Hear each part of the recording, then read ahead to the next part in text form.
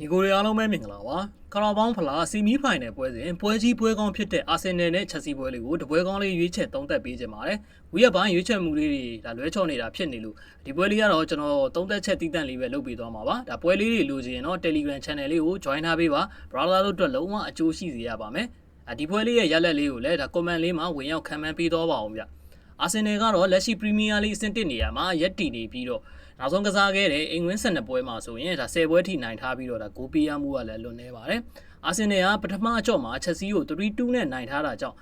ဒီပွဲမှာတရေကြရုံနဲ့ဖိုင်နဲ့တက်ရောက်နိုင်မှာပါနောက်ဆုံးကစားခဲ့တဲ့အိမ်ဝင်းပွဲစဉ်မှာတော့ဒါမန်ယူကို2-3နဲ့ရှုံးထားတာမလို့ဒီပွဲမှာတော့အမားခံလို့မရပဲအောင်ပွဲပြန်ယူပြဖို့တော့လိုနေပါတယ်ချက်စီကတော့ဒါရိုစီနီယာလက်ထက်မှာရလက်တွေတော်တော်ပြန်ကောင်းလာတာကိုတွေ့ရပါတယ်။နောက်ဆုံးကစားခဲ့တဲ့9ပွဲမှာ6ပွဲထိနိုင်ထားပြီးတော့တပွဲတည်းတော့ရှုံးနေမှုကတော့ဒါအာဆင်နယ်နဲ့တွေ့ဆုံခဲ့တဲ့ပွဲစဉ်ပဲဖြစ်ပါတယ်။နောက်ဆုံးဝေးကွင်း9ပွဲမှာ3ပွဲနိုင်ထားပြီးမြဲဒါခံစီပိုင်းကတော့ဂိုးတွေပြန်ပေးနေရတော့မှာပဲ။လူစင်းပိုင်းကိုကြည့်မယ်ဆိုရင်ဒါအာဆင်နယ်ဘက်မှာ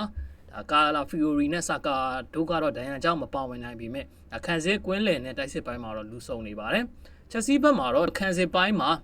လေပိုင်းကောဝဲအဒါဗီရိုတို့ဒဏ်ရာရနေသေးဖြစ်တယ်လို့